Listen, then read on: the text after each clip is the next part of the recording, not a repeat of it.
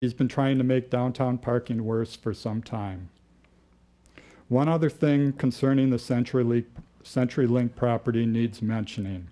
One council person said, quote, "We have the opportunity to have a bunch more reserved stalls, and it's not going to affect anyone because it wasn't taking parking away that was there previously," unquote. Another council person agreed with this statement. It's almost unbelievable that this was said. Perhaps these two should walk over and look at the property right now and see how, quote, "it's not going to affect anyone," unquote. Whether intentional or not, the Common Council and City Manager do withhold information from the public. The less the public knows, the easier it is for them to do what they want. Sometimes what they want is not what the public wants or needs. In those instances, it seems, the public is intentionally kept in the dark and information is very hard to access. Common Council meetings are arranged so that council persons are sure to get the last word.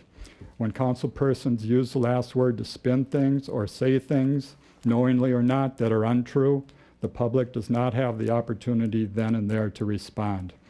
Who knows what the Common Council will say next? If Platteville citizens want to learn more about the CenturyLink property, hopefully they can watch the recordings of the November 26th and December 10th meetings and then can decide for themselves. Merit pay and the library block are two more examples of the Common Council and City Manager very much trying to limit what the public knows. Platteville has full-time employees that do not work full-time. Platteville has City Hall offices that are not open when they should be. This city manager should not have been given $22,000 in a merit pay fund. If the library block is a private development with no plan yet, where the city is going to get a $6 million library and no Platteville money will be used, how is it that $50,000 has already been spent? $25,000 from a Platteville building fund and $25,000 from a Platteville grant. Or is it going to cost Platteville every dollar of that $6 million plus a couple million more in incentives to the developer? It would be nice if the Common Council and City Manager were open and honest with the public and if they were forthcoming with information. It would be nice if the Common Council had a direction and goals and would follow through. It would be nice if the Common Council was smart, hardworking, willing to ask tough questions, to question every dollar, and strong enough to more often say no. Platteville citizens should encourage, push, and demand that this Common Council get better. Rich, I got a comment for you. This was a privilege for you to come up here and speak. We don't have to do that according to the bylaws, or Robert's rule, I mean. But in the case of a, shoot, what am I trying to say? In the case of a certain vote thing here, then we have to. But we give you the privilege to speak to us, and you can say whatever you want. But by golly, you are not going to stand up there and call individuals by name and call them names. Oh, you don't know what you said? You called Mr. Berkey dumb. Now, how would you like it if I said that to you? You wouldn't, would you? And I wouldn't do that. That's Okay. enough. Thank you, Mr. Christensen, for your comments, and we will go on to our next item on the agenda. I'll repeat it so everybody knows, just that one sentence, You've had your please, 5 Eileen. minutes, go sit down. So, is the city manager just being dumb or careless with his words, or is he trying to confuse and mislead people? Thank you, Mr. Christensen. Reports, committee reports, council or staff representative is listed afterwards. Airport Commission, I have nothing to add. Community Safe Route, Steiner? Nothing right now. We'll probably talk about it later on in the agenda. Okay. Museum, Stockhausen? I have nothing to add. Parks, Forestry, and Recreation, Killian? No addition. Police and Fire Commission, Dan. No addition to the minutes. Water and Sewer, Killian, Steiner, and Bonin. Nothing to add. No addition. All right. Other reports included in the packet, the building inspector report and also the department progress reports. Any questions or comments from any of the council members on those reports? Yes. Okay. Which I have a one, couple Ken? questions. I believe the city manager can answer this one. Which It's report are you, underneath which report are you the looking city at? attorney report Okay. that the city attorney conferred with Larry Berkey regarding acquisition of land for stormwater detention pond. Where is that pond to be located? We're working on bringing to you at your next meeting a proposal to expand our existing stormwater pond just to the south of the former Rosemeyer property on East Side Road. And by expanding that pond, we'll be able to provide stormwater capacity for development occurring on that, should development occur on the Rosemeyer farm, or the former Rosemeyer farm. My next question is for city manager. It's underneath city attorney on the next page, research annexation of airport property. What does that mean? It means it's been suggested by staff that the city might want to look at the benefits and negatives of considering an annexation. And we're still in the research phases. I questioned whether or not the airport could be annexed to the city given its distance from our city limits. And our attorney has opinioned verbally that it could be. And so we're still going to continue to explore whether or not it makes financial sense for the city. And the reason this comes about is because there have been quite a few developments at the airport in the past 5-10 years, new hangars being built. Recently, we had a doctor gentleman who just had plans approved by the council to build a new hangar. And all of these entities pay taxes. And so would it make sense for the city to look at annexing that so that the taxes are paid to the city? We're still in the process of evaluating that at a staff level. At this point, are the taxes paid to the township? Yes. Thank you. Yep. My last question is about, it says you attended a roundtable with the Lieutenant Governor at UWP. Were any of the council members invited or any other people? I was invited as a member of PADIC. I believe PADIC members would have also been invited. And there are a couple of council members on that. I knew about it, I don't recall how. Didn't go. I was invited, I just couldn't attend, I was out of town.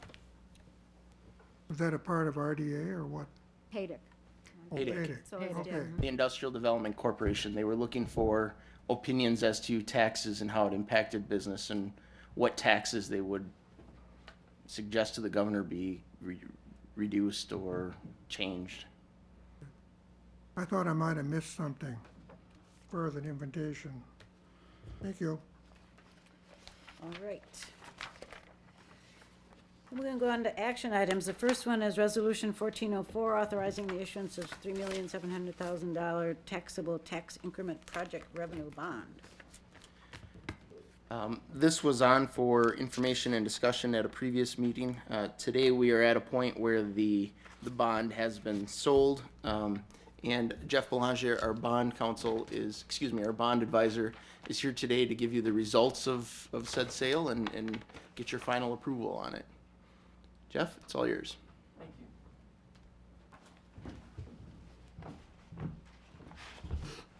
Good evening. Thank you for having me here this evening. As you know, we have two resolutions. The first one being the revenue bond, $3.7 million. The bond basically is a refinance of the Platteville area development bond that's being held by the current bank is American Trust. American Trust in Dubuque. They gave the Development Corp, I think, some really nice terms at the time, and as a result, and in conjunction with your TID 5 changes, and the request by the Development Corp to be free of that particular loan, which was done for the public service or public purpose improvements that were put there. We contacted the bank. Larry and I talked a bit about whether we should go to the market for this type of an instrument, or we should just see if the bank would be interested in extending those terms to the city as a pure revenue bond, so that it would not, of course, count against our general obligation borrowing capacity. And so in a joint effort, we did that, and Mr. Fisher at the bank, Darren Fisher, was very good about particular terms. So what we tried to do, and I apologize, Jan, because I know Jan was a bit frustrated in terms of where we were going to finally end up with it. We had about a $4.4 million development loan that was outstanding. Keep in mind that you're using tax incremental revenue from TID 5 to pay this. And we weren't really sure exactly as to the closing date or how much money we were going to have available to pay the loan down. So we've obviously at this point determined that you're going to pay the loan down to $3.7 million. We are going to have a term that will take us to the useful life of tax increment district number 5. So in other words, when you had a chance to take a look at the amortization schedule, it's not perfect in terms of what we might actually anticipate.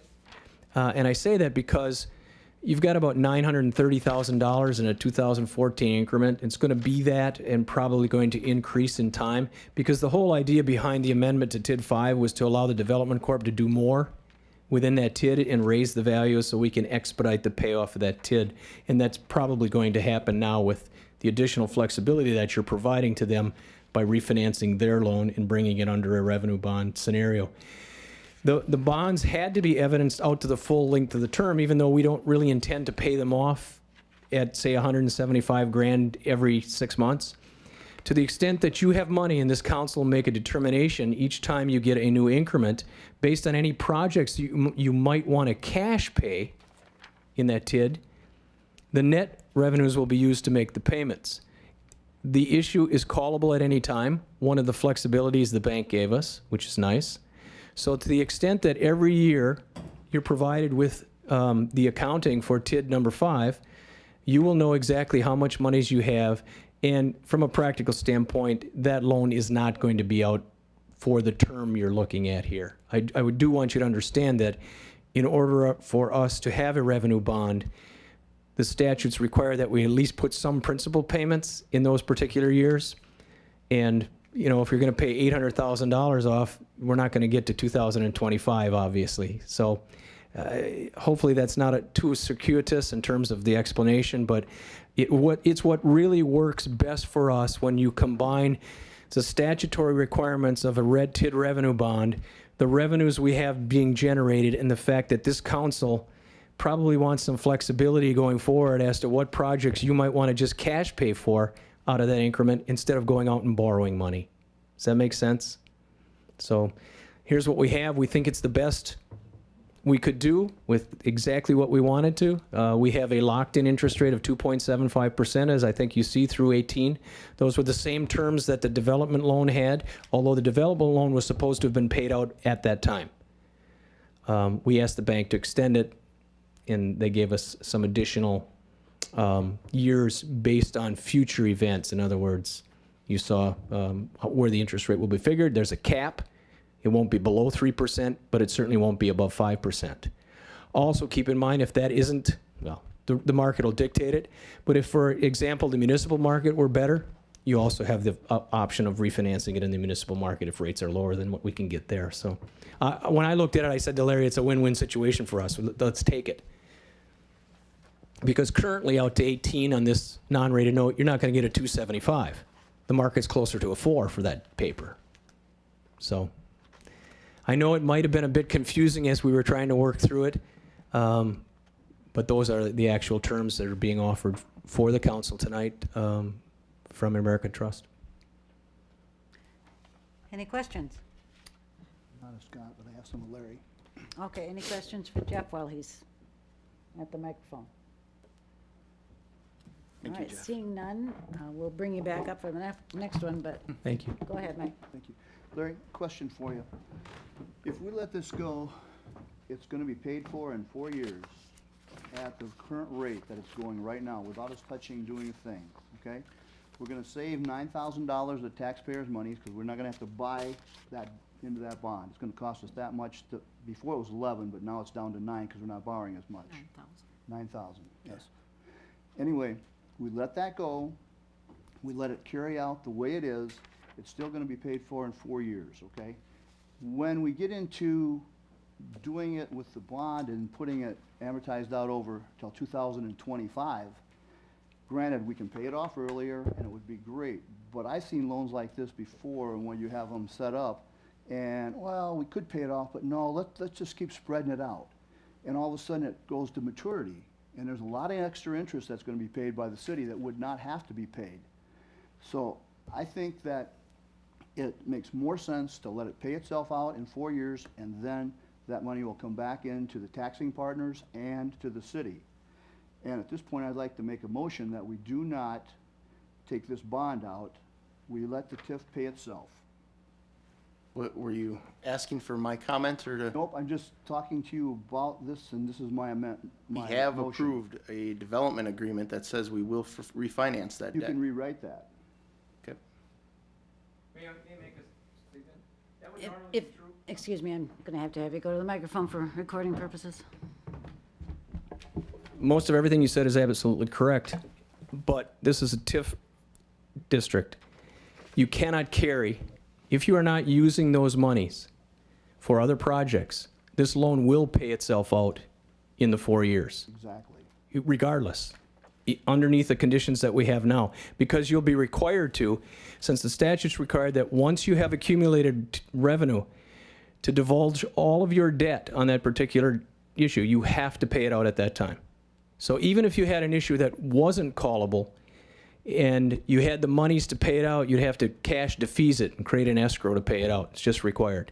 I didn't see that in any of the explanation. Well, that's about that's bond. state statutes. Okay, and I'm not aware of that, Yeah. but thank you. Yep. But what can possibly happen here is somebody could be using this as a cash cow and stretch it out to 2025. You hold the purse strings on it, and Well- the council would make those determinations as to what projects were there, or whether it benefited the council, or I'm sorry, the city, the tax base, and the district. So I still think you have all of those flexibilities, and as you say, if in fact there are no other projects between now and that time, you will have the TIF incremental revenue, and you'll have to pay it out anyway.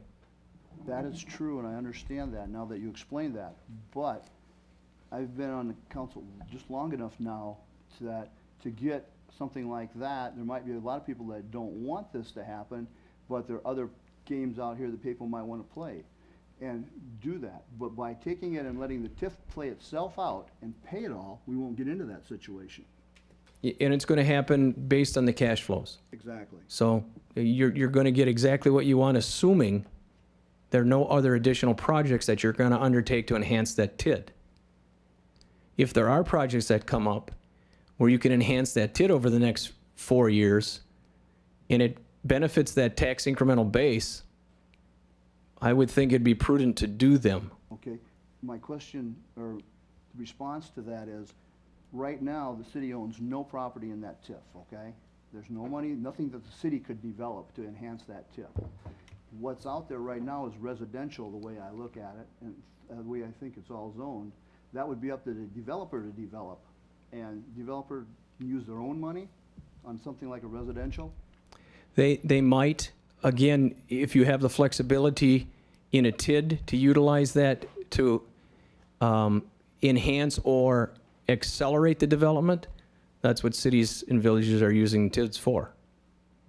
Yes, they do, but sometimes there's a point when you have to let that money come in and utilize it for more important things within the city that need to be taken care of. So basically what you're saying is after the defeasance to reapportion those tax payments to everyone, which you have to do statutorily anyway. No, the tax base from that TIF, which would be about $900,000 approximately, at the end of 4 years will come back into our taxing partners and the city.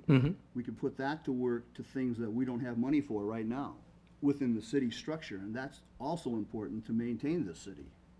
No one's arguing that. Those are decisions that the council certainly will be able to make. Thank you very much.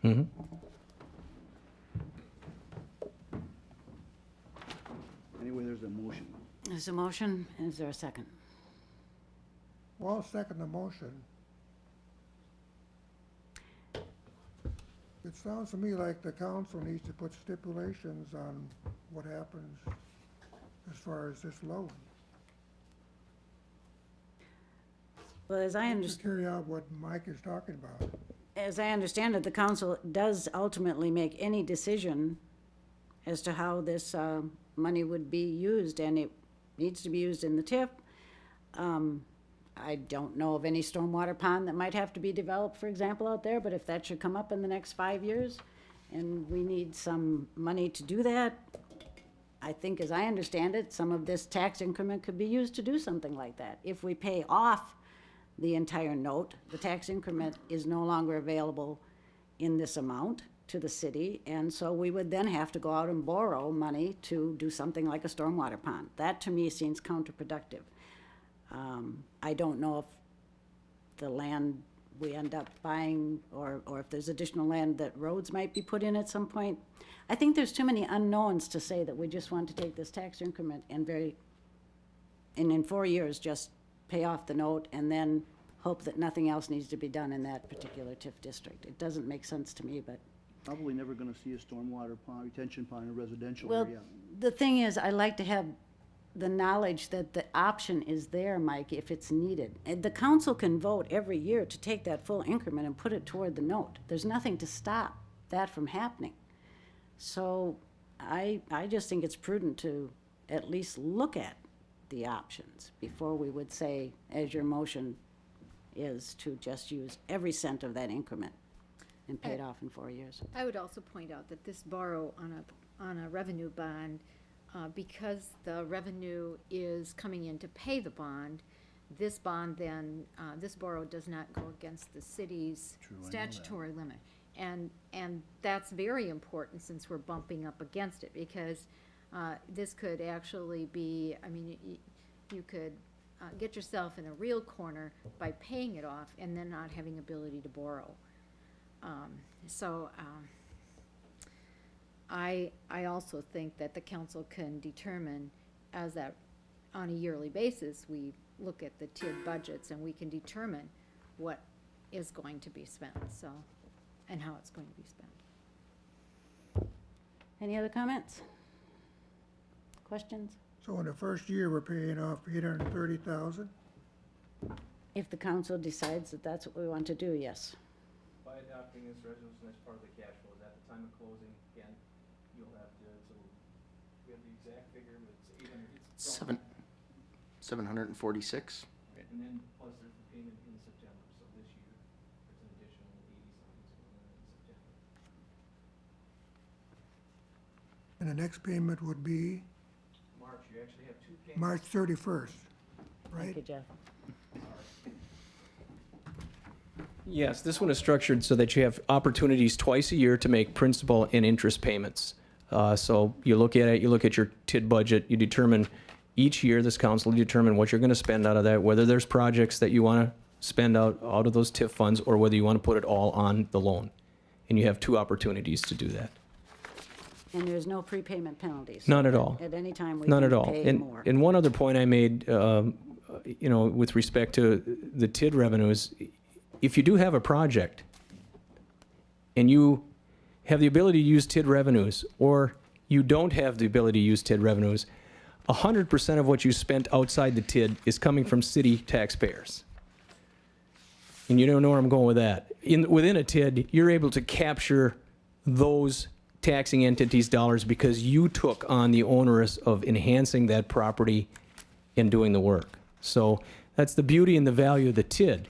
And ultimately, no question is, ultimately the idea is to turn all of that property, developed property, back to your tax base in all of the taxing jurisdictions.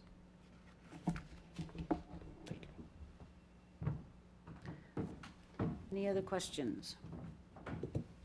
All right, we have a motion to actually change the, To not do this, to basically. not To approve not the approve the resolution. We'll vote?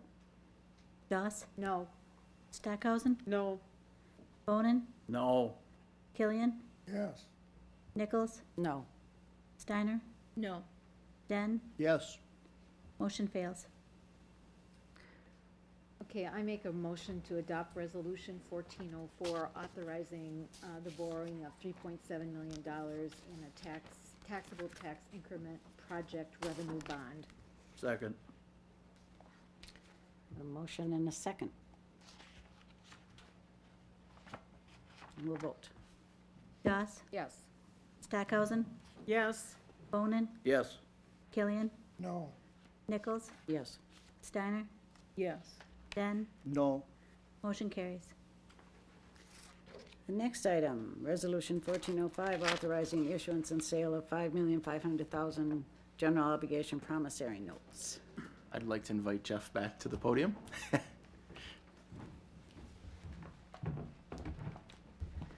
Okay, thank you. First of all, congratulations. We, as you know, each time we do a borrowing, well, most borrowings, not the one we just acted on, but we go to Standard & Poor's, which is a rating agency, headquartered in New York and offices other places in the United States. And we submit a packet of rating materials and request for them to give us a letter grade rating on all of our debt, not just the new issue, but each time an issue, you're required to upgrade that rating. I'm very proud and happy to say that they've reaffirmed our AA minus rating with stable outlook. Excellent. I think, as you know, and I've said it before, when we started, or I started back in '06, we were at an A3 or an A2. So we've had 2 or now 3 upgrades in terms of that, and it's obviously to this council and your predecessors in terms of the great management of those particular projects that you've undertaken and improvements that you've done within the city. So again, I'd like to thank Larry and Dwayne. They did a superb job, as always. With that, we go out into the market and we obviously secure interest rate quotes for you. I took the liberty of passing out this 3-page handout, which you might have had a chance to take a look at. The purpose, the larger purpose for this $5.5 million is the refinancing of a Build America bonds issue that we had, just due solely to the fact that due to sequestration, the federal government's not paying us what they said they were going to pay us. I know it's hard to believe. I honestly do, but one of the good things, when we did this issue, we put into your issue an extraordinary call in the unlikely event that this could happen, because we knew there'd be markets that you could get into on a tax-exempt basis that would save you money. Since, of course, this did happen, we're here tonight for a refinancing of that, which we've coupled with your 2014 CIP borrowing, which is capital projects. And we've saved in excess of $150,000 in interest by refinancing and calling the Build America bonds issue, and also providing you with new capital for those projects which you've decided to undertake. If you take a look at it, I can tell you, we'll go right, the meat and potatoes is the true interest cost. After all, everything is said and done, and all costs of vendors are paid as a 2.228%. Pretty nice. That's actually not the lowest. We had a 10-year note on capital projects where we were just under 2%, which was the best market I've seen in 33 years of doing this business. So we're not far off of that, and certainly timing is good. But none of you, and certainly this council and previous councils, you don't borrow money lightly. I mean, you do think about it, and these are projects that have been authorized and that obviously you want to undertake. So very happy to entertain any questions. I've also, there's 3 pages, if you will. I've shown you our yield comparison. If you take a look at page 2, there's a yield comparison between our Platteville issue and Sheboygan Falls, which is a AA2 Moody's. Now, AA2 Moody's, that would be like a straight double A S&P. So it's basically 1 grade above where we are. So you'd expect them, and plus there's 6 months difference in terms of terms, so we're longer. You'd expect to pay a little bit more interest rate if you had a loan out 6 months longer, or if you had a CD 6 months longer than your first CD. But 0.45, 0.65, 0.85%, 17, a 115 and 18 versus the 1% in Sheboygan Falls. But if you look down the bottom, we're 1/10% in 23. and we're about 13 basis points in '22. I would say just about 10 basis points of that is really the difference in the term. You know, it's the 6 months longer that ours goes out. So all in all, that, as I said to you, equates to the 2.228%.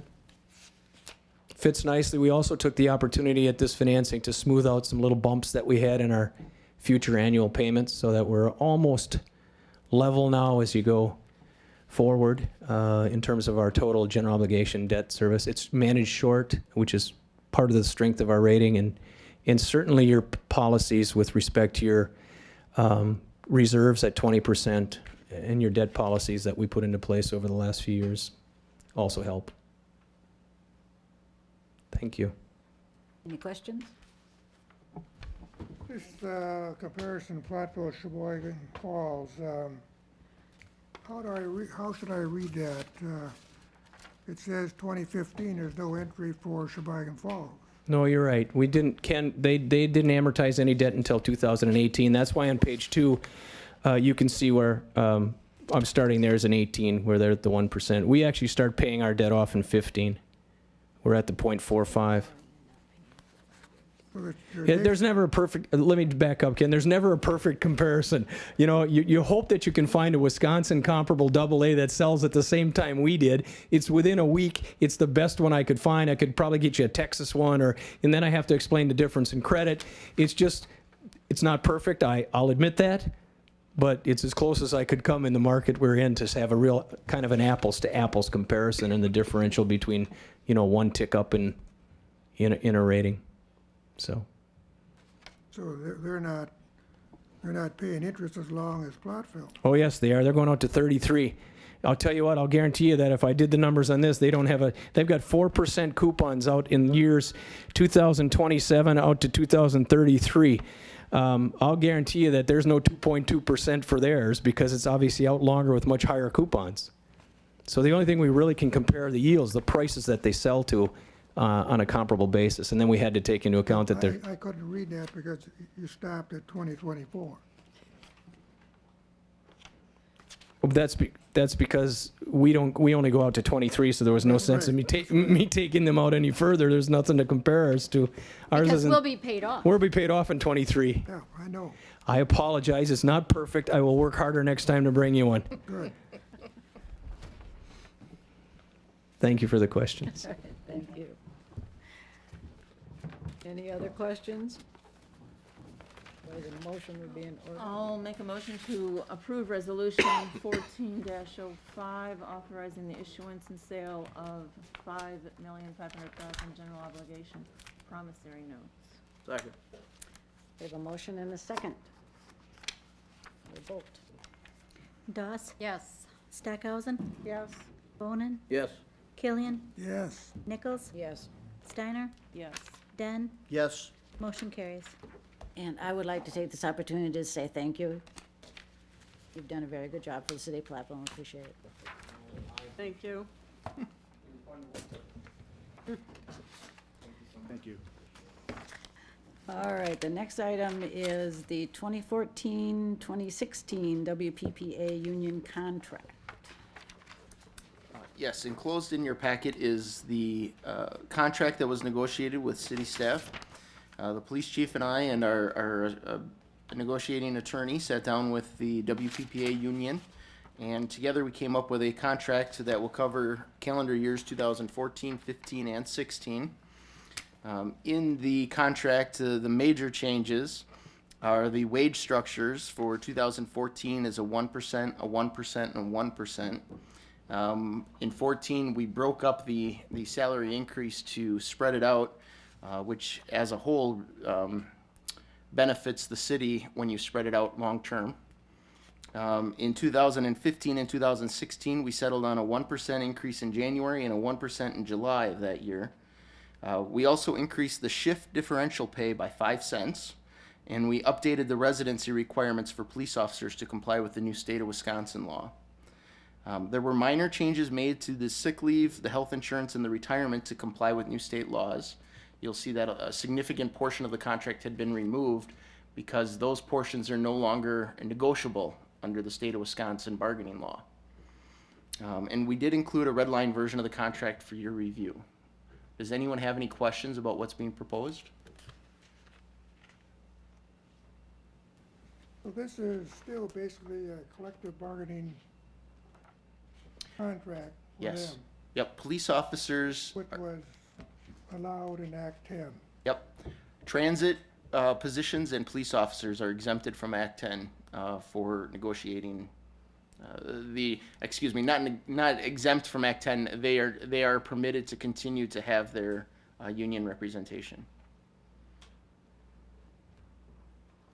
Could the city develop anything comparable for its other employees? It would be on the other employees to organize and vote to have a union and to recertify, I believe, every year under the state law. So employees have the opportunity to unionize for the remainder of the employees. That unionization, the state law has changed significantly.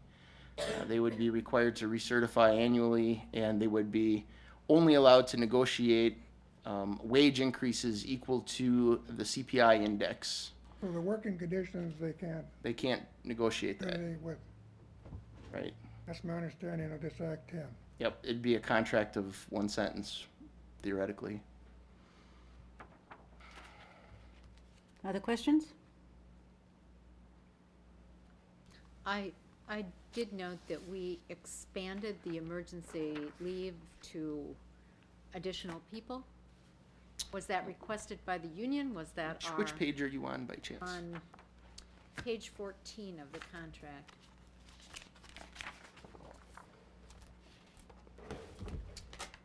That is the wording that is already in our employee handbook, and so we Okay, so updated you the okay, to match. contract to reflect the same wording that applied to other employees. Yep. And it was requested by officers.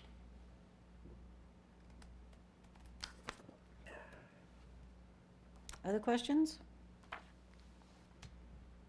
And my understanding is that this year is pretty much a wash in terms of the additional dollars needed to. Right. Needed to implement this contract. So there is no budget amendment requested? That's correct. And we won't see a budget amendment, but then next year, just the wages alone will be in the amount of about 28,000 more if personnel stay the same, and the year after about 25,000 more, Yes. if depending on personnel. Yep, if staffing stayed the same. I'd like to ask the police chief, kind of call him, do you have anything you want to add to this?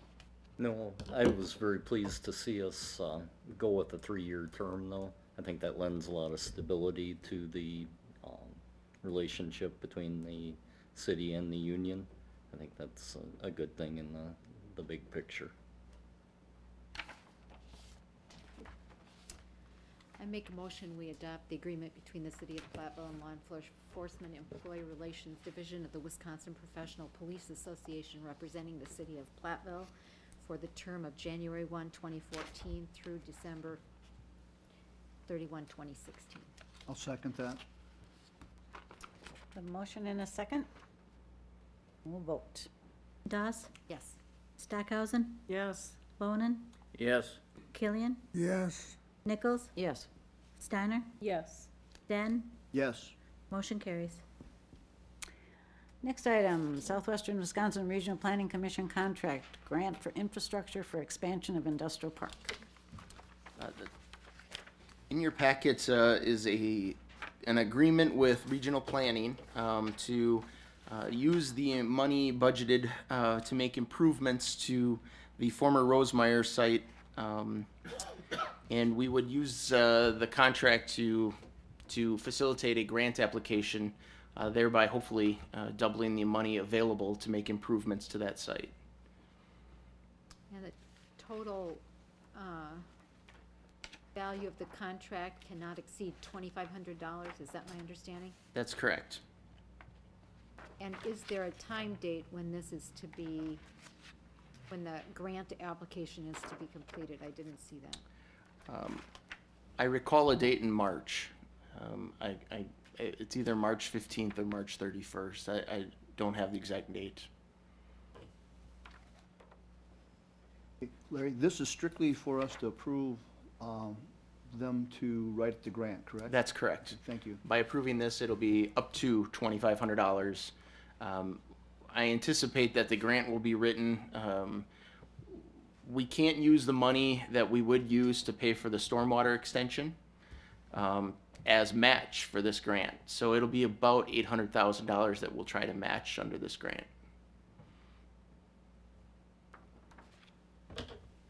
Other questions? Is there a motion?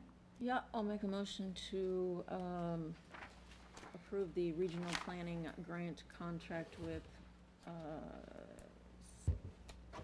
Southwestern Wisconsin Regional Planning. The city.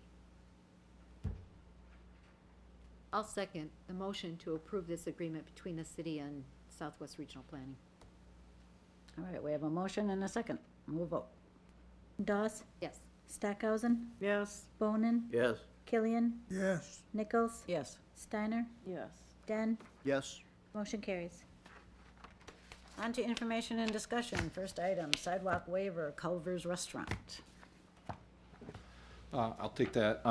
As part of the reconstruction for the Culver's Restaurant, instead of just rebuilding the existing building, they're actually gonna remove that building, put up a new building in a different location on that same site. Since it's new construction, that does require the installation of a sidewalk per the requirements of our ordinance along the frontage of that property.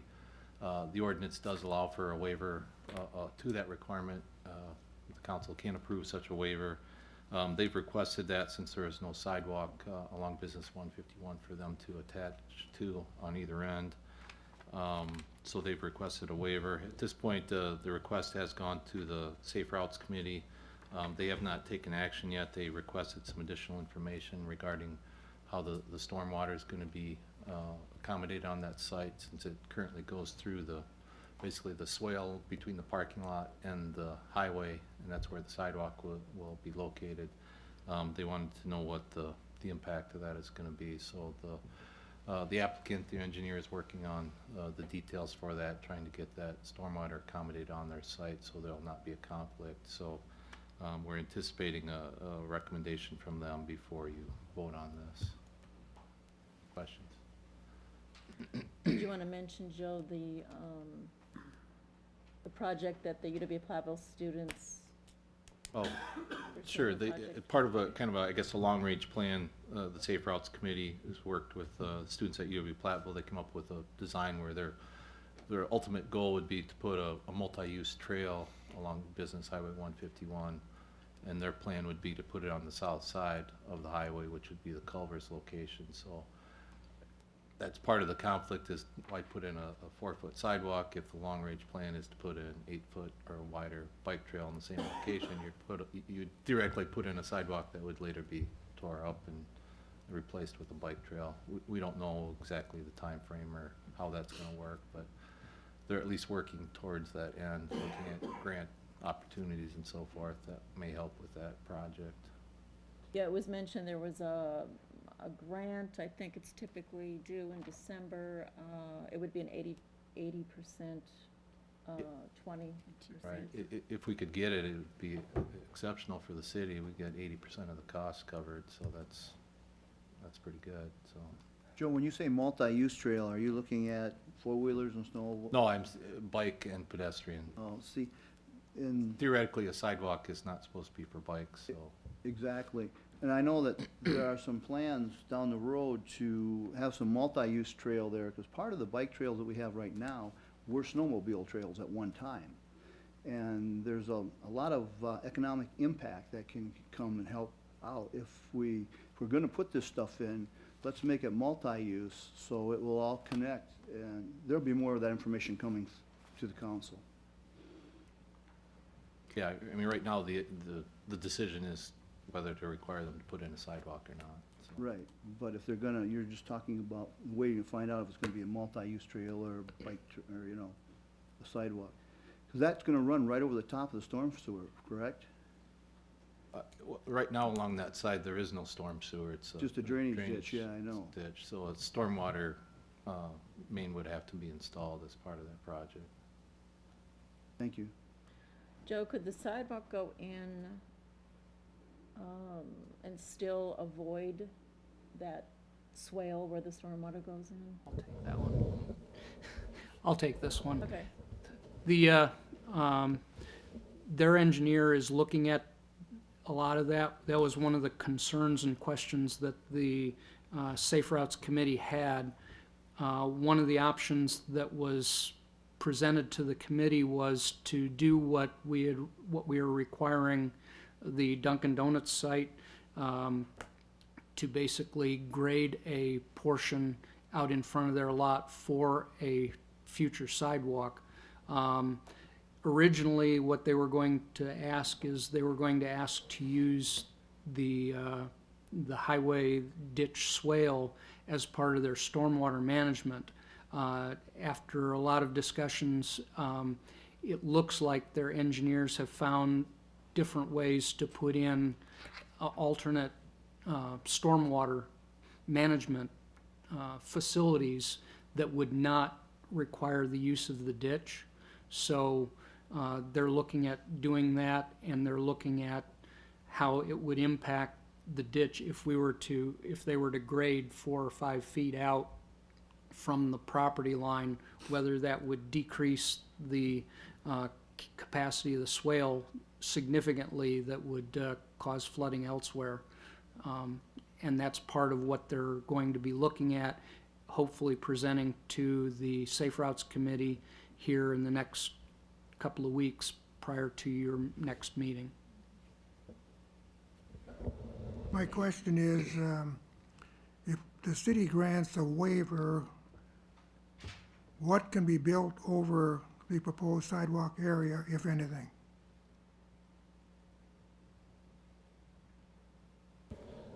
I'm not sure I In understand. other words, should that sidewalk area be kept clear? One of the recommendations that the Safe Routes Committee is looking at is requiring them to grade an area so that you could install a sidewalk in the future, and that area would be on city right-of-way, not on their property. So all of the parking that they require and all of the stormwater management that they require would be on their property, and then they would just grade into the right-of-way so that at some time we could put a sidewalk in there if we wish. So the waiver is not to say never have a sidewalk or, let's say, a path, but rather to say that it's not necessary to build it now, but at a later date, if the city says build it, then they will be assessed for that, is that correct? That's one of the options that was considered by the Safe Routes Committee.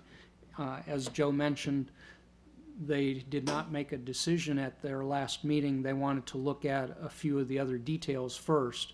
And the developer was going to get with us, and we were going to attempt to schedule a special meeting of the Safe Routes Committee so that we could have that recommendation for you, For our February meeting? for your next meeting, yes. So a sidewalk could be built there in the future. Yes. And that's what we Not gonna be did, exempt. and that's what we did at the site at the corner, right? Yes. Corner, Dunkin' Donuts. they did not have to put sidewalk in, but they did have to agree that if sidewalk were ever installed, that they would pay for it. And they also had to reserve a spot for it, right? Correct. Right. And so, So that is one thing we can discuss. But the reason, the question arose then about where the stormwater would be held. And that's when the whole thing came up about the area that is proposed, but looks like it's maybe going to be changed, is where the sidewalk would conceivably go. Yes.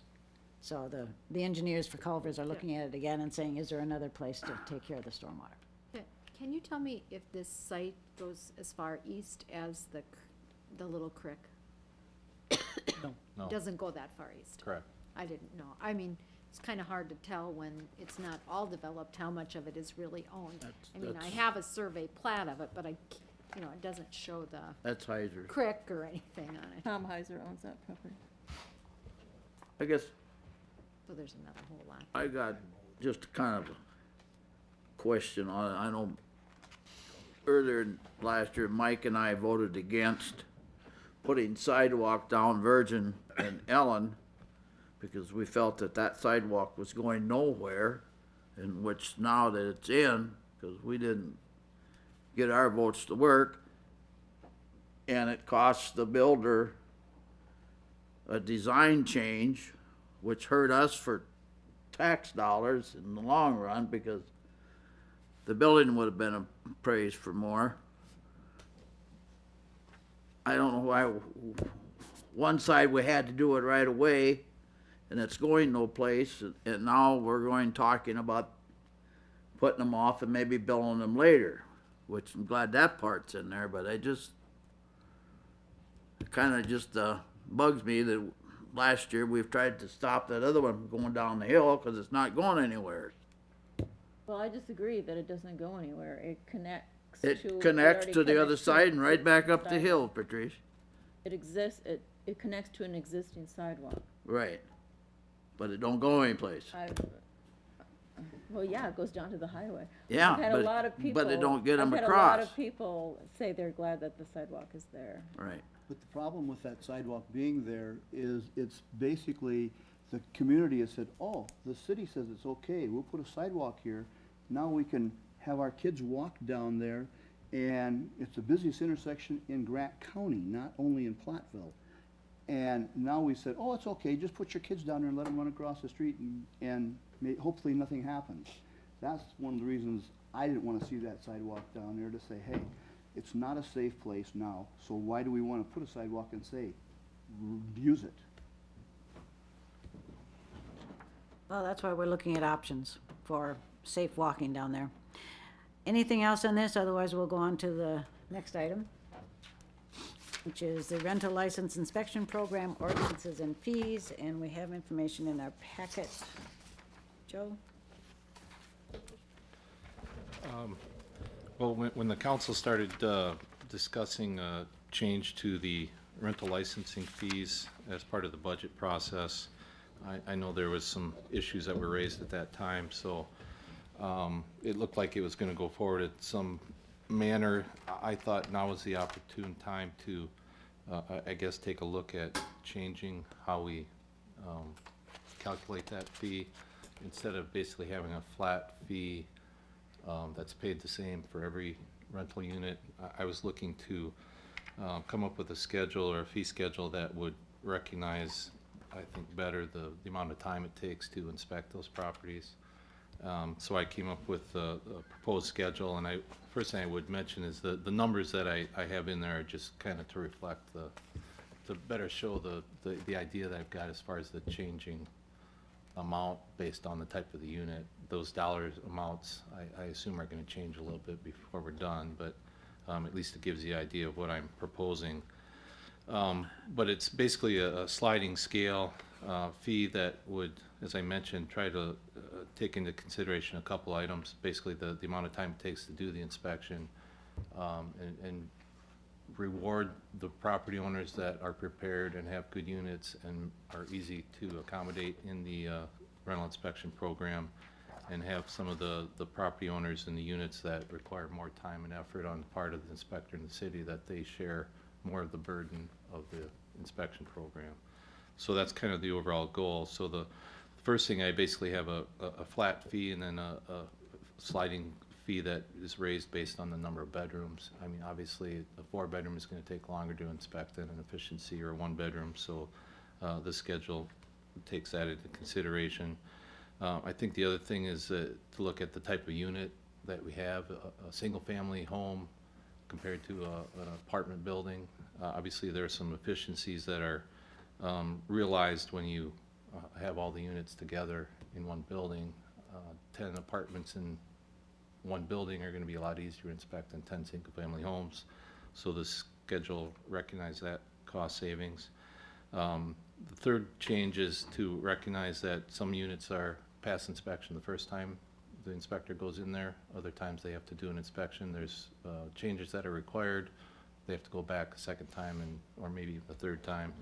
So if the unit is ready to go the first time, they should be rewarded for having everything in place and ready to go. That saves the inspector time and saves the city money. So the schedule recognizes that. And then the last one is just, there are occasions where it takes more than 2 times to get the unit past inspection. So if it does require additional inspections, they should pay additional costs for that. So that's basically the sliding schedule that I am proposing. It's still not perfect. There's always going to be some differences between actual units. Older units are typically more time-consuming than newer buildings, and you know, a single-family home, 1-story without a basement, is less time-consuming than an older 2-story with a basement. So it's not perfect, but I think it is a lot closer to realize the actual time that it takes to undertake these inspections. As far as the actual dollar amounts, I just kind of started with, you know, the $90 that we have now, and recognize that some units are going to be cheaper than that, and some units are going to be more expensive than that, depending on those characteristics. But what I would propose is basically we renegotiate the fees that we pay MV Services, our inspector, and based on this type of a schedule. And then the other thing we'd have to decide is how much above those fees does the city want to collect to cover our costs, and that would dictate the actual dollar amounts that go into the schedule. But at least at this point, I wanted to figure out if this type of schedule is something that you'd be agreeable to adopting. Are there any questions? Joe, I have one. I was talking to one of the gentlemen who owned quite a bit of rental property in Platteville, and he was explaining to me that when it comes time to have some of his properties inspected, that he notifies his tenants, his renters, and then he has to be on scene and go with the inspector. And if for some reason he isn't able to make that, then there's a penalty charge to him. Is that correct? Correct. Okay. Now then, his question was, he has everything all ready to go, and the person that's supposed to do the inspection doesn't show up. Is there any is there anything there, or they just, hey, we'll reschedule? They're just rescheduled at that point. Okay.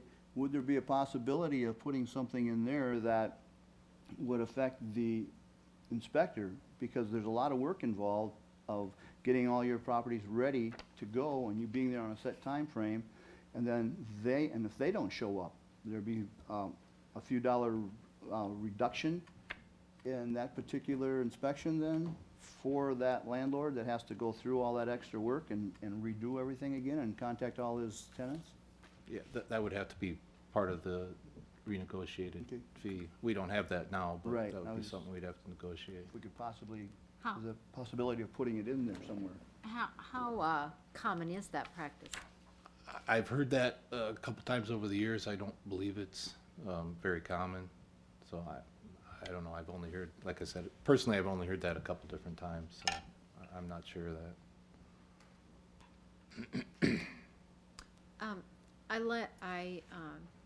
I certainly support the process that you've used to arrive at the kind of fee schedule you've arrived at.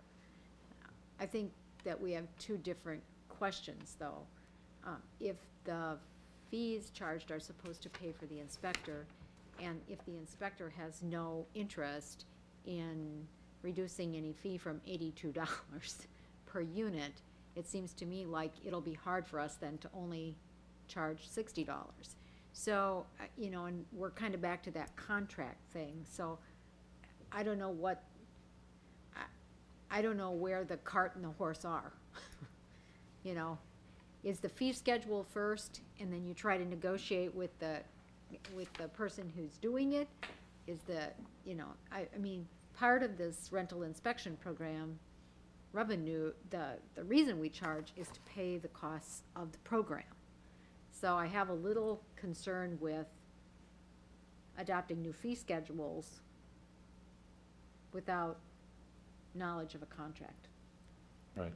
Yeah, well, yeah, you're correct. I did, share this with the inspector, and they were agreeable with the concept, and they understand that they would be getting paid less than they are now for some units. But understanding that they also get paid more than they are now for other units, so, So our arrangement is we're gonna pay them a percentage or 80% of what we collect, or, that hardly seems, I don't understand this contract thing. well, that's what we have now. We collect more from the landlords than we pay MV, so I'm assuming we would have a similar type of a situation. Yeah, you have a $13,000 profit, so to speak.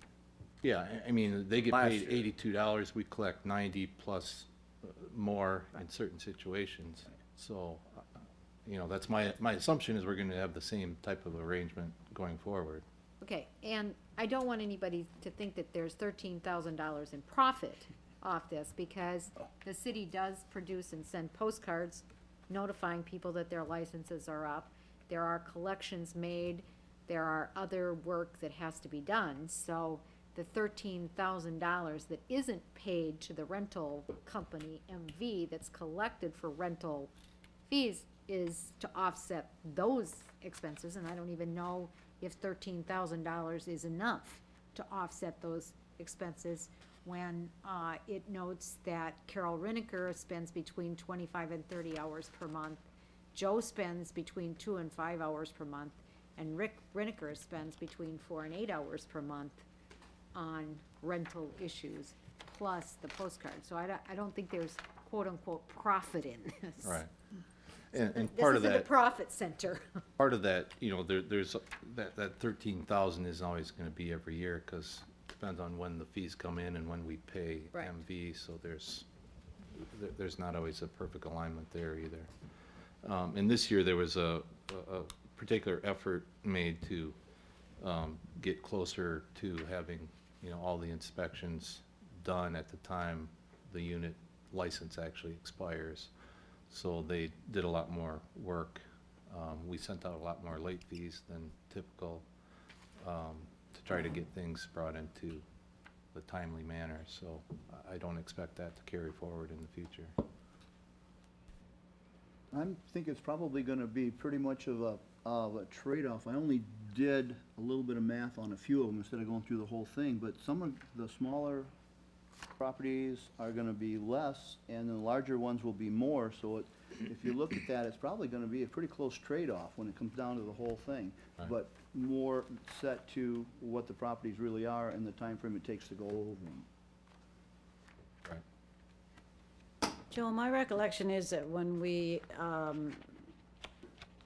contracted with MV, I don't know if it's just called MV or whatever, that we had a competitive bid process, right? And the amount that we are currently paying is per unit to the contractor is the result of that competitive bidding process.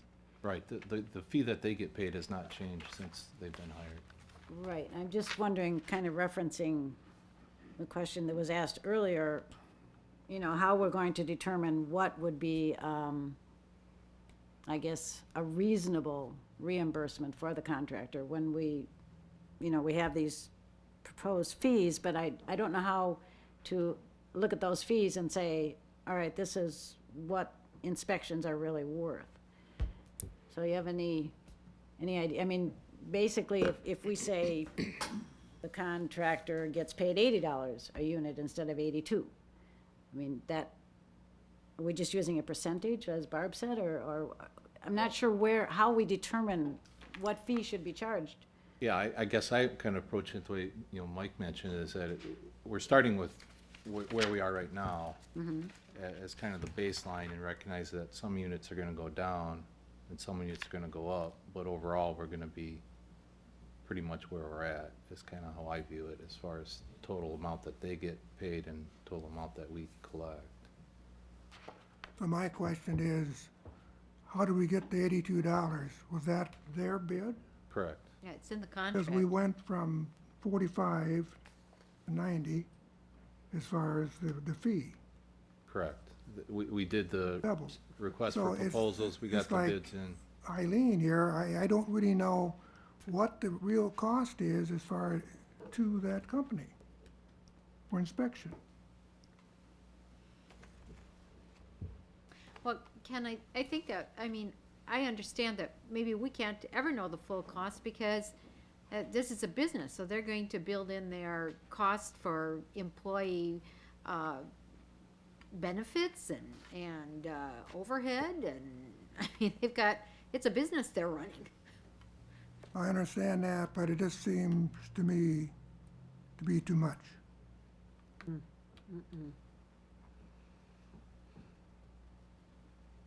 The cost of doing business has gone up. This contract was written in 2006.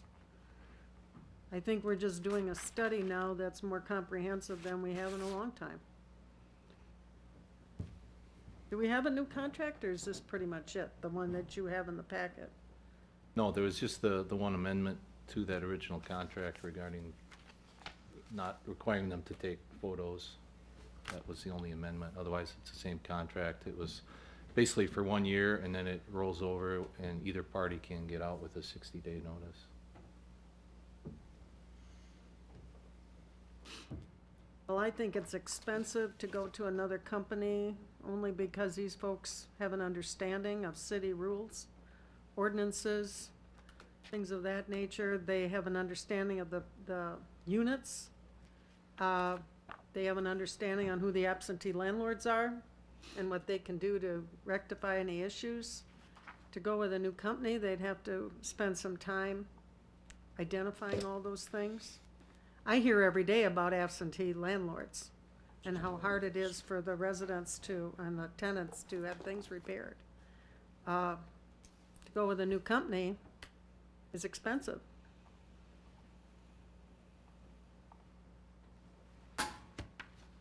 That's my comments. I'm not necessarily talking about a new company. Okay. I just like to see some good discussion with the current one as far as what the costs are and what they need for a return. Are their books supposed to be secret so we can't find out anything, or what's, What do you mean, MVs? yes, Well, they're getting $82 a, I know that, but what do they need as far as, It's like buying a Pepsi and Doing the knowing how much it inspection. costs to make it. when the inspector comes in and inspects in 5 minutes or less, you wonder what's going on. I guess I'm just a little unclear on if this is on for action next time. I can't take that. Would it be for changing the fee schedule? And also the contract amount? I think what staff is looking for is a general consensus, if you're interested, that this fee schedule looks like something you'd want to pursue. The dollar amounts are all gonna have to be negotiated with MV Services, and then you'll have to figure out how much we need for staff time on top of that. So, absent the dollar amounts, would you like us to have conversations with MV Services to negotiate a different structure? Or are we comfortable with the way it is? I think this is a good idea after talking to a lot of people that own property. This falls within what a lot of them would like to see, because everybody's been in here talking with us, a couple different people have come in. This lends itself to what the people that own the rental properties have been talking about. I know they talked about how long it takes to do properties, and why should a smaller property, smaller efficiency, let's say, cost as much as a 4-bedroom. So this lends itself to all those things, and I think this is something that we should seriously look at. And Another thing to look at is whether we go to a 4-year license. And why is that? That's a possibility.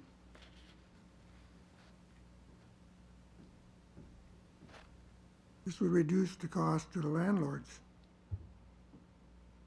But what will help the tenant at a 4-year license? I mean, I'm really concerned about the tenants. I hear every day about people with primarily absentee landlords who do not respond. I just got a call today from someone. From a student, obviously more of the students feel this than the traditional residents in town.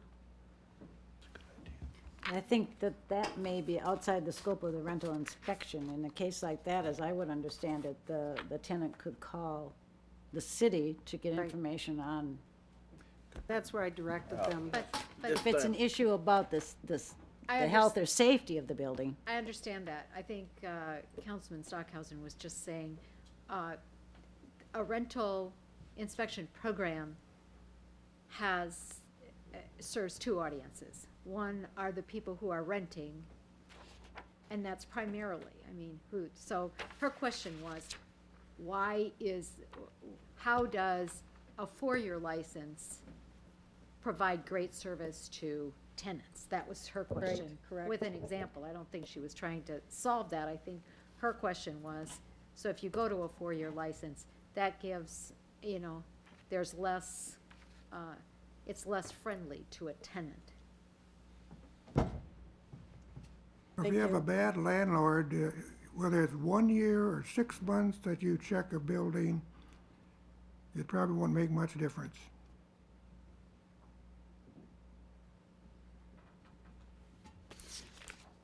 As far as moving forward, I guess I was looking at the memo,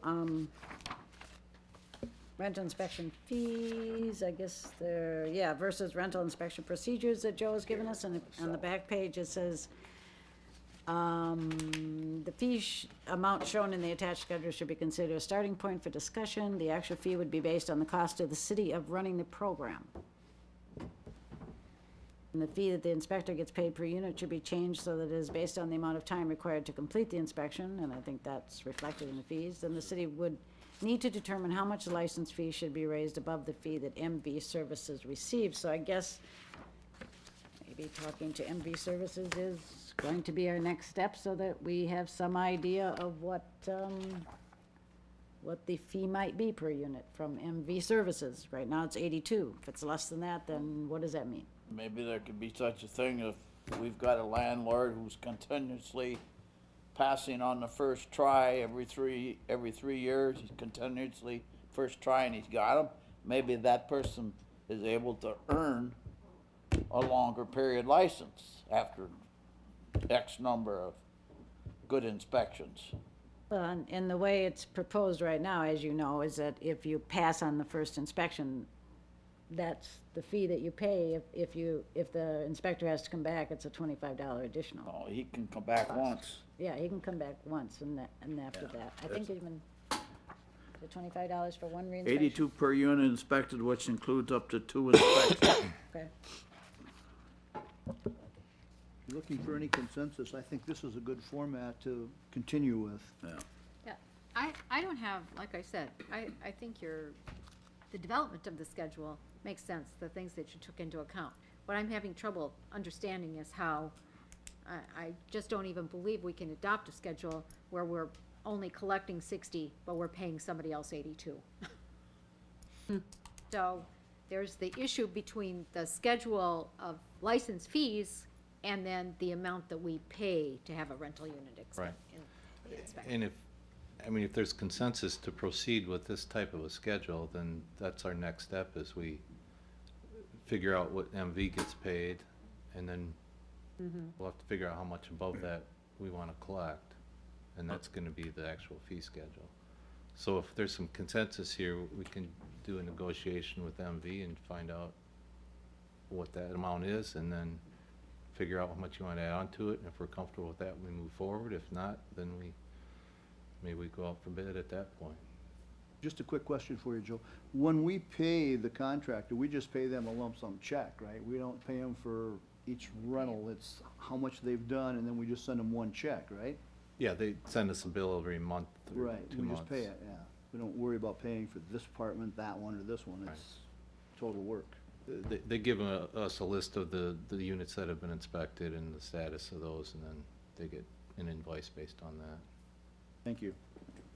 And Joe, do you feel that the 13,000 that goes to the city, do you think that that's too low? I guess that's a question for you guys. I think what I'd like to do is take the estimates that Joe provided in his memo of staff time and ask Wayne to figure out how much staff time costs us so that we get a range. It's either a maximum of X or a minimum of Y, cost of staff time, add how much it costs to send out postage, and kind of get narrow it down a little bit more as to how much it's costing the city to operate this program. So we have a consensus to move forward in the ways described by the staff right now? Yes. Probably information and discussion then next time as well. I certainly don't see action, I don't think, in February. We may not have time to meet with MV prior to your next meeting, so Okay. you might have to skip a meeting.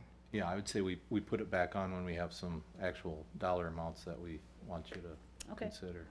And I'd like to hear the response to the 4-year license.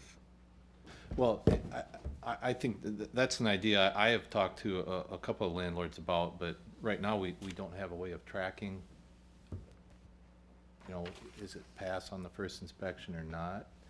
You know, adopting a schedule like this would give us that, because we would have to keep track of that. So I guess in my mind, that would be a future change that we consider once we have this type of a schedule implemented. At least the idea that I've talked to landlords about is that they if they pass on the first inspection, Class A unit, you say 2 times in a row, then they get an extension. Well, we've got to get to that point down the future before we know we get to the second time that occurs. So that's not something we can implement now. Thanks, Joe. I guess I could debate that. It's fine. All right. Next item, ordinance to add the Arlo Limited Occupancy Residential Overlay District as an overlay option on residential historic districts. What you have in your packet is a request from Councilmember Killian. Staff at this time wants to know if there is support from City Council to go forward drafting an ordinance and pursuing the public hearing and finding whatever's necessary to make this become a municipal ordinance. Is this the route the City Council would like to go, and if so, we'd like direction. Well, my response to that is that very little needs to be drafted. It's listed on the second page, and the recommendation is that in the present ordinance, which we have, that we add the words housing, in the residential historic districts and areas zone R1 single family. So there's only about 6 words added in the present ordinance. So it doesn't take a lot of time to do that as far as drafting ordinance. Now, the purpose of this is to get areas that are single-family dwelling areas and try to make those stable areas so that people feel like they want to buy in those areas, live in those areas for a long time. So the idea of being more permanent versus if we have our areas exposed to a number of units, which are now 4 students in a unit or 4 unrelated people, that leads to instability. And so some neighborhoods that we've seen in the past have been lost completely as far as with the number of unrelated people moving into the different units. So it's for greater stability. And hopefully it's going to enhance as far as people wanting to live in Platteville. As far as history of usage of this ordinance, you probably recall that in the area of Preston Drive and Perry Drive, Moonlight, and Flower Court, about 111 properties signed up for this particular type of zoning. That's worked quite well, hasn't it, Ken? Well, as far as I know. Yeah, I think that's a good idea. We should pursue this. Barb, you're the such a district. Yeah, I'm in the overlay district. One of the things I wanted to look at is how much R3 zoning we have and where it's at. We don't have a lot of R3 zoning. I guess I personally have no issue with, Ken, are these 2 maps that you provided, the Division Street Historic District? Who drew this map? And then who drew the map of the West Main Street Historic District? Where are those maps from? Staff has provided those maps. They are existing, our existing historic districts. So Okay. if we're discussing historic districts, we wanted to provide a map of the area so Okay, you so knew where you. those are, I didn't know where those maps They came from. came from a survey by Tim, what's his name, Tim Hegland. He did that a number of years ago. 3 districts were created. And the other district, the third one, let's see, 3 of them are given here. One district, the Roundtree Bailey one, that is R2. But these other 2 are R3 because they're located close to university. When you So- look at the housing in these areas, the housing is actually R1, R2. You know, in other words, big houses, basically R2. Some of those have been converted to duplexes, but essentially they started out as R1. And the problem with these houses being converted is that they often don't have enough parking space. They don't have very much property area as far as parking, so there are problems with them. But this change would not affect those property owners who choose not to be part of the Arlo district, is that correct? That's correct. You have the option not to participate, and I know in the ordinance it says that properties must be contiguous. So I don't know in the districts how likely that is to happen. I mean, it's an area in both cases where it's heavily tenant occupied, and one of the reasons is because of the proximity to the university. And over time, that has happened, and there are some people who would say that that is exactly where we would like to have the heaviest density, you know, as close to the university as we can get, rather than expanding it out further into the city. The other thing is, I know that a council person can bring this idea forward, but the other way is for 75%, I think, of the residents in the district. Well, the way this is proposed here is that the ordinance would be changed, but people will still have to bring forward a petition. And you need 75% of the property owners in the district to ask for the change. Yes. I guess my question would be whether or not there are 75%, and I don't know, but single-family owners in the districts. I think what Ken is asking for, though, is inclusion in the ordinance, so that if there were 75%, they had the opportunity to do that. Is that right, Ken? This doesn't create a residential overlay district. No, It just gives them an the opportunity. residents in that area the opportunity to create a residential overlay district, where the restriction would be that it would be a maximum of 2 unrelated individuals that could live in a dwelling, rather than, I guess I don't, I live in I live in the only residential overlay district, and I think everybody who is in that district, there are no duplexes, there are no multifamily dwellings in that residential overlay district, are there? I don't believe so. I think there were some in that vicinity, a couple of duplexes, and they opted out. So they were not included in the actual There are district. a couple of, I don't know that they're duplexes, but there are a couple of houses that are rented within that area that opted out. I'm not sure. What I don't understand is how this would apply, how this could be applied, I guess, if a house is already a duplex or a Rental. a threeplex. I guess you could buy it, and so then Well- duplexes, if it was a duplex, it would be 2 people in each duplex unit, no Well, more than 2. the way the ordinance is worded now, there's a provision for basically legal non-conforming situation where if you have a rental that has a rental license at the time this is adopted, they would be a legal non-conforming situation, that they could continue to have 4 or unrelated individuals If they lose that rental license for a period of a year or more, then they would have to come into conformance with the two unrelated.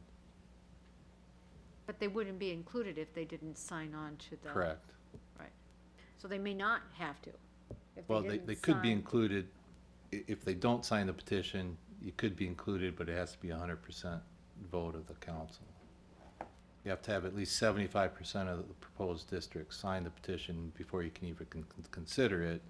If you don't have 100%, then there has to be a 100% vote of the council to vote in favor. To put that property in the Correct. overlay district. Right.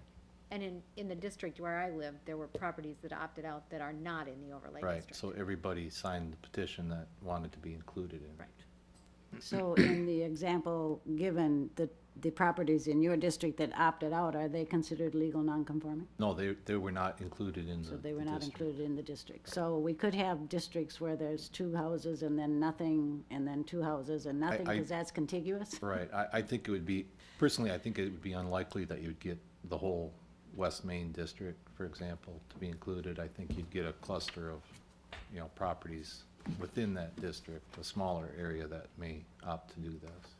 That would be my assumption. For once, though, this would give the people in the areas the opportunity to do that if they so choose. It would be up to them. We would have the ordinance there. They could utilize it if they wanted to. If they didn't, they don't have to. Right. For once, that way it's not so much being a, you're gonna do this and you're gonna do that. It gives them the option to choose, and I think that's a good idea. It does. You're exactly right. They do have the option now whether to rent to people as well, whether it's 1, 2, 3, or 4 people, different families. Any other discussion? Oh, go ahead. Just one question on those 2 historic districts, I don't know, Ken or Joe, are most of those homes rented? In other words, they're not owner occupied, or they are owner occupied? In which one? In the 2 districts that you're proposing, Well, No, he's Division not Street, proposing a district. Division Street and there's West quite a few Main. property owners on Division Street and a few rentals. Darrell Browning could probably speak to that. So they're owner occupied. Yes. I think there's a mixture of owner occupied. I mean, this just gives people the opportunity. This does not create an overlay district. It just says that right now you can create an overlay district in R1 property, you can create it in R2 property. This extends that opportunity to R3 property, and that's all it does. And at this point, there's only one overlay district that's even been created, and that was in there's 2? Yeah, yours and, I Isn't think that's Clan- all, isn't isn't that all one overlay district that we did before? No, the original was Or did it come as 2? it was the Joel Kling development, And The and seventy- then Oh, the yeah, second one that's right. was created Right. a couple months after. Around it, right. just a But they're all question. in the same place. They're both contiguous, so it's basically all in one the same district at place. this point. The historic designations, the city accepted those at some point? Recognize them as historic districts? I know that the study was done, and I know that information was brought to the council, but I don't remember that we designated. They have not been designated as local historic districts. They're state and national districts, which essentially means they're more honorary districts than regulatory, but they do, being in the district does provide the property owners the option to apply for historic tax credits, for example, if they do renovations on their property. But it's different than the downtown district where we regulate what changes are made to the exterior of their properties. That is not the situation with these, since they're not local districts. So the ordinance would read in state or nationally recognized historic districts, not locally designated. Yeah, I don't know what wording Ken proposed in there, I guess. I haven't looked at that. Okay, any other questions or comments? All right. I can support this. I think we should probably. Okay, looks like this will be on for action next time, so, Actually, correction, we still have to draft the ordinance and do a okay. public hearing. So now that we have direction, staff will go forward and start planning that. Yeah, Okay. just, I would clarify, since this if there is proposal or consensus to go forward, since it's a zoning amendment, it has to go to the plan commission first, and then come back to the council in a public hearing, so we can't do that at your next meeting, Okay, unless you want to formally vote to send it through that process. it's not on for action, so. No, I mean at the next time. No, I think we'll just give staff time to Okay, do what needs to be done. Let us know when you've got the information ready. okay. All right. We have a motion, we need a motion to go into closed session. I move we go into closed session per Wisconsin statutes 19.85, parent 1, parent C, considering employment, promotion, compensation, or performance evaluation data of any public employee over which the governmental body has jurisdiction or exercises responsibility. We'll be discussing city manager employment contract, And action. action. Just add that we may take action. We may take action. Is there a second? Yes. Yeah. We'll vote. Doss, Yes. Stockhausen, Yes? Bonin, Yes. Killian, Yes. Nichols, Yes. Steiner, Yes. Den, Yes. motion carries. All right, we'll take a 5-minute break here, folks, and then come back, please.